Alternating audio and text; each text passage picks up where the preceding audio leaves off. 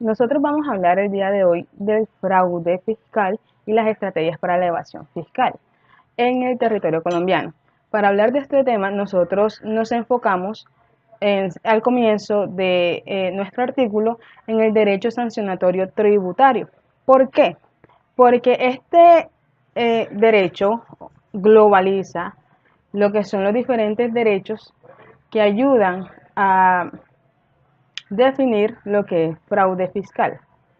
Para eso, nosotros también nos enfocamos en los diferentes derechos tributarios, penales o administrativos que hacen más sensible o más táctil en la cuestión del fraude fiscal.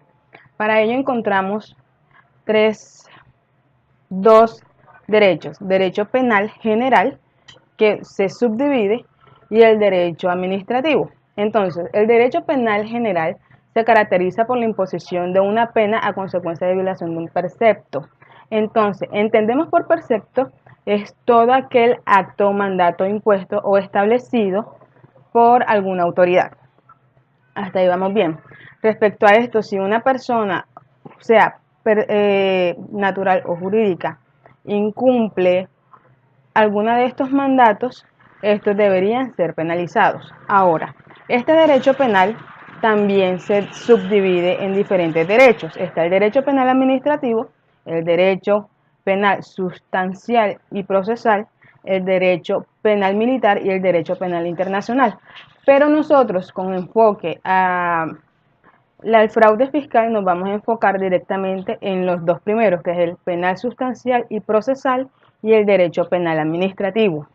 Entonces, el derecho penal sustancial y procesal, como definición, está que el derecho penal sustancial en el sistema normativo, que tiene por objeto el estudio de los hechos delictuosos y las consecuencias jurídico-penales.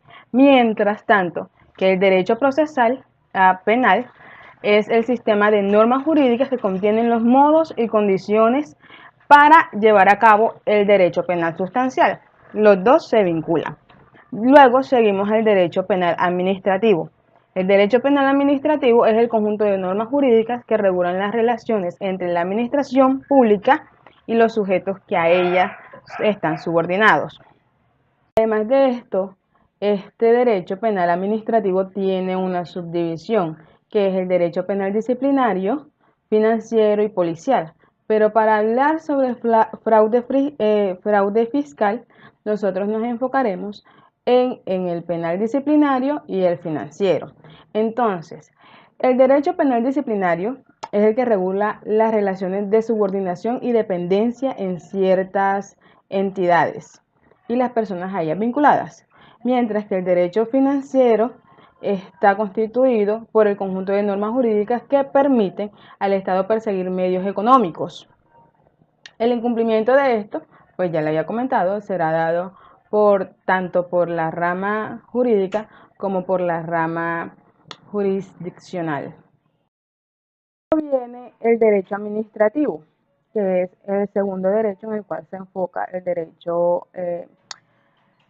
el sistema o tributario sancionatorio de Colombia, que es el derecho administrativo, que es el conjunto de normas que regulan a la actualidad de las personas y órganos del Estado que ejercen de manera principal las actividades y funciones administrativas, cuya actividad principal le corresponde a la rama ejecutiva del poder. Pero aquí resulta y pasa que hay un problema. Después, dentro de la Constitución, no solo puede le corresponde dicha actividad a la rama ejecutiva del poder público, sino que también lo hace la legislativa y la jurisdiccional, que sería siendo la jurídica. Entonces, entre estas tres ramas, ellos tienen la potestad de poner o sancionar dicha actividad ilícita o lícita, pero que también se considera un fraude. Bajo este pensamiento se intentará también determinar la naturaleza de la infracción fiscal. Y aquí comenzamos a adentrarnos en lo que es la cuestión de nuestro tema, que es el fraude fiscal y las estrategias de evasión.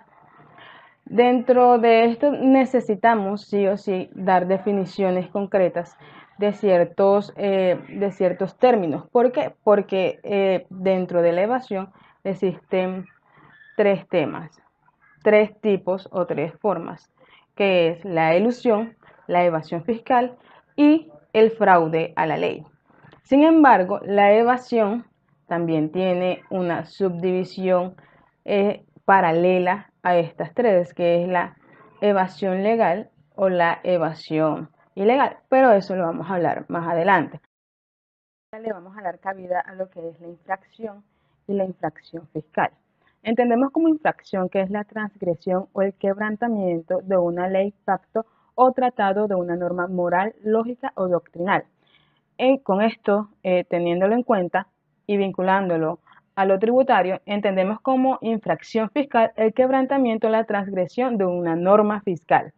Ahora bien, de acuerdo con esto nos vamos a enfocar lo que es en la evasión. La evasión en sí es el fenómeno mediante el cual se elude el pago de impuestos.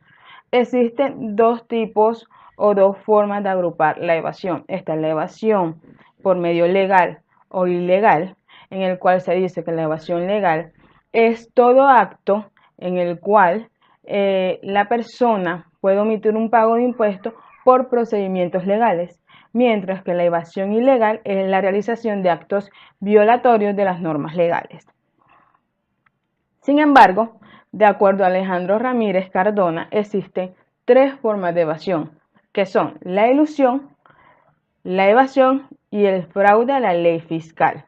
La ilusión en sí es el acto orientado a evitar el impuesto tanto de forma legal como de forma ilegal, mientras que la evasión fiscal es el tipo de ilusión que compete de tres configuraciones, que es el ocultamiento, la alteración y la simulación. El ocultamiento en sí es que el sujeto pasivo simple y sencillamente no lleva su declaración tributaria, mientras que la alteración es hacer que se muestre un hecho real adecuado a otra figura jurídica.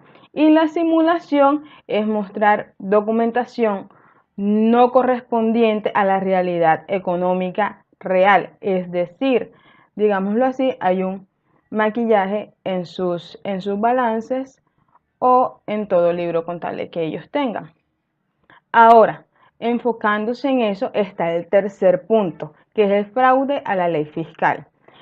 ¿Qué quiere decir fraude a la ley fiscal? Pues es la evasión de forma sofisticada de acuerdo al encadenamiento de actos o contratos formalmente válidos que persiguen un objetivo evasista, no justificándose comercialmente.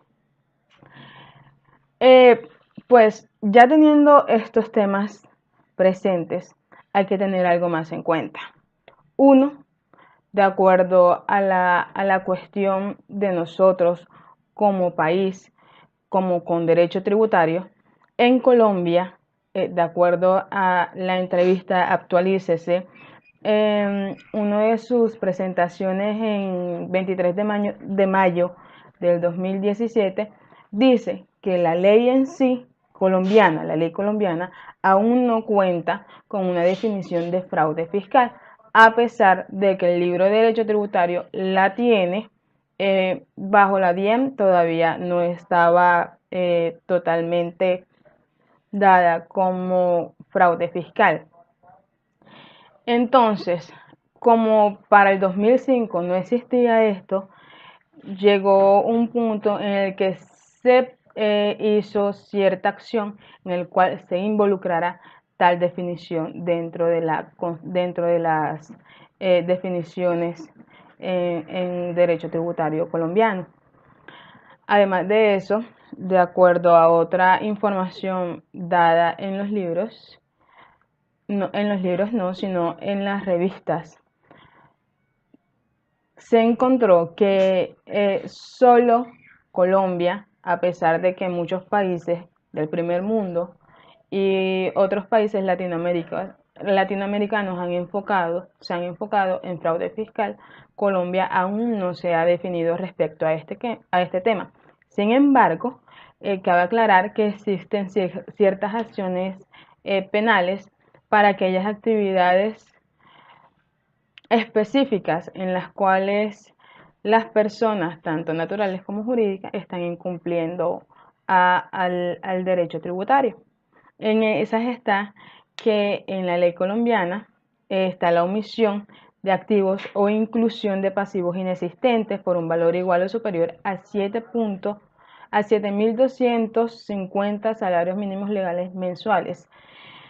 Pero, de acuerdo a la normativa, la persona, después de haber pagado la cantidad exacta o la cantidad que se debe, deja de configurarse como un fraude fiscal. Además de eso está la omisión del agente retenedor o recaudador, sea retenedor o autorretenedor. Esto va a ser sencillamente en lo cual nuestro artículo científico se va a enfocar. Además de eso, se van a dar algunos ejemplos y definiciones de este tema. Muchísimas gracias.